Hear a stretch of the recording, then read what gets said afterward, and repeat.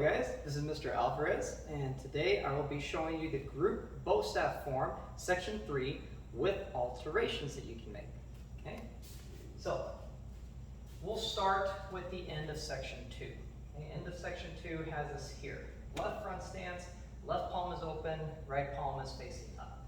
Okay, the original one had us doing this. 1, 2. If you want to add something extra to that, we can try a pass behind the back. Right hand will need to adjust to the middle for this, okay? We bring it up and over ahead, snake it around behind.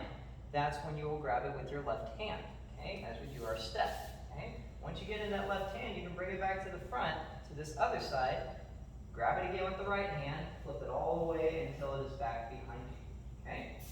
Now, there's a lot of stuff right there. I'll break it down a little slower right here, okay? Grab with the right hand. It spins over your head first. Once you have the right thumb side of the bow staff going all the way to the ground right here, that's when you step, pass it to the left hand.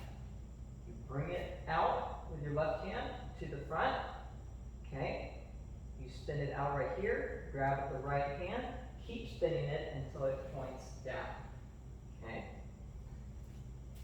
Once you get the hang of this, you'll start to notice that it's really a simple turnaround motion. The only complicated part is figuring out how to spin it before and after the pass. Pass itself is a piece of cake, okay? So again, readjusting the right hand to the middle, spin, pass behind your back to the left hand. As you bring it out to the front, grab it with both hands again as you bring it back, okay? Guard, we have our 3 side kicks. They don't have to be in ascending order. They don't have to be side kicks. You could do something completely different right here. You can do hook kick, round kick, right? Hook kick, round kick, okay? You can do in different order. Middle, low, high, okay? Regardless of what you choose to do, we're flipping the bow staff back around for our warrior 2 pose, okay? As we bring that bow staff up, you have a choice between a front kick and a leg raise, okay? I find both of those options to be pretty helpful for this portion of the form. Benefits of doing the leg raise is that you're putting more of the emphasis in this portion of the form on this low strike, right? This leg raise is more of just a wind up for that. Up, right? So depending on what you're wanting to emphasize, now you know what your options are, okay? Front kick or leg raise. Now, some alterations we can make with the bow staff after the kick is done, okay? We could do a figure 8. Figure 8 before we go down. Just make sure that you do it quickly, right? Because you don't want to be lingering in that one-legged stance for too long after your kick, right? Front kick, find your grip with the bow staff, palm facing away from you. Figure 8, and then finish with your low strike into your kneeling stance. Okay.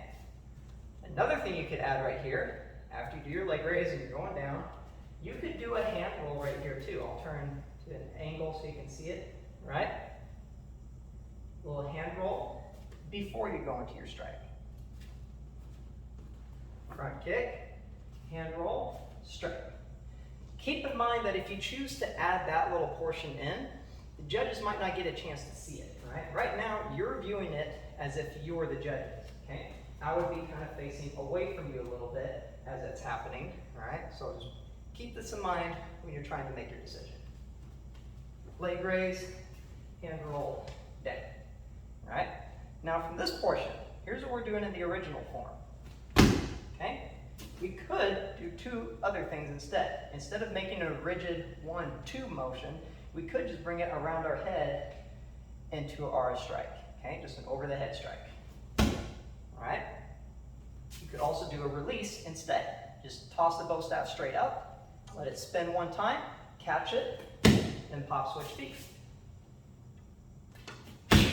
Right?